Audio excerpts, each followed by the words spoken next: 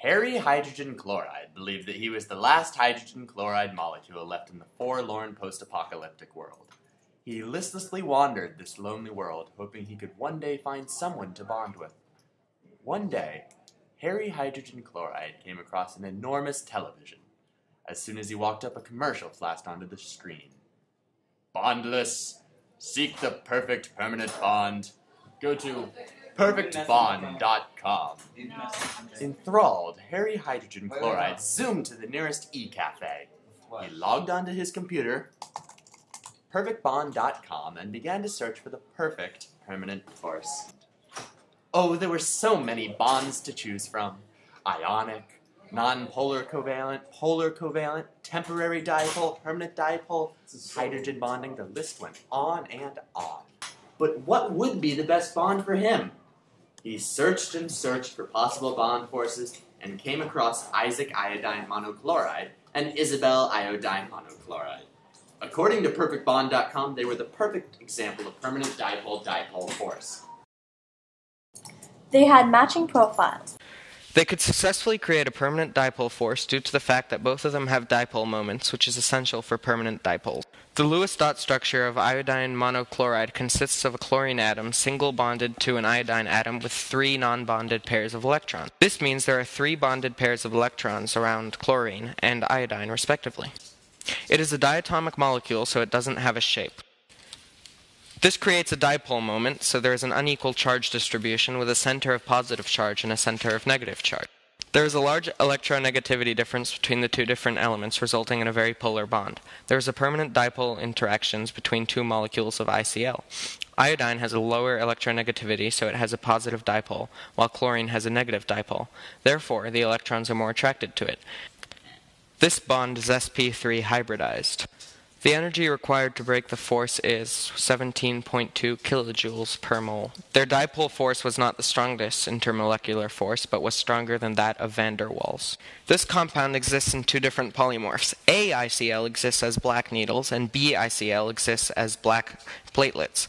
AICl has a melting point of 27 degrees Celsius, and BICl has a melting point of 14 degrees Celsius. Both polymorphs have a boiling point of 97.4 degrees Celsius. It has a density of 3.1 grams per centimeter cube.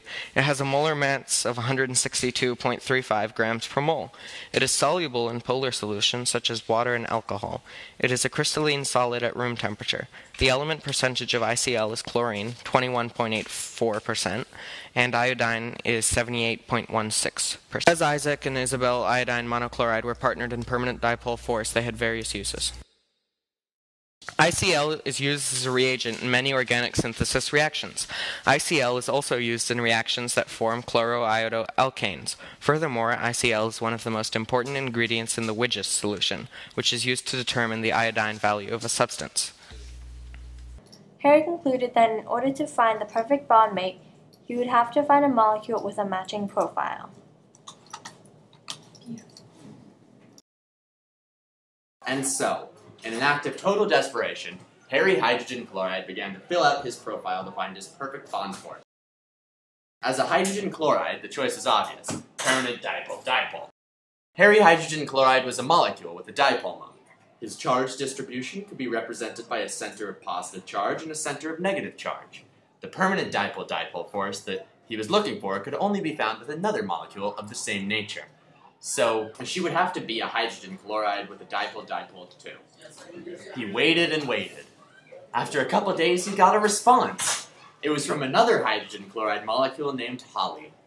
He scanned her profile, and their match seemed like the perfectbond.com. It was amazing. Holly had the same Lewis structure, molecular shape, bond angles, electronegativity difference, intramolecular bonds, and intermolecular forces, along with the same melting and boiling. They decided to meet, and when they first saw each other, they both knew that they would be perfect for each other. They were both molecules with dipole moments, and so immediately oriented themselves to take advantage of their charge distribution. As they zoomed towards each other, they began to line up so that the positive and negative ends would be close together. The closer they got, the greater their attraction and bond force. The attraction was so great that they decided to hold hands and never let go. After all, the greater the distance between them, the weaker the bond force. And so, Harry and Holly hydrogen chloride chose to face what was left of the world bonded together forever in permanent dipole. Now that Harry and Holly hydrogen chloride were together in a permanent dipole, their force had many uses. Hydrogen chloride is used in the production of hydrochloric acid, which is used to create steel, many organic and inorganic compounds, and the regulation of the acidity of compounds. Hydrogen chloride itself is used in the hydrochlorination of rubber, the production of vinyl and alkyl chlorides, and it is used to treat cotton.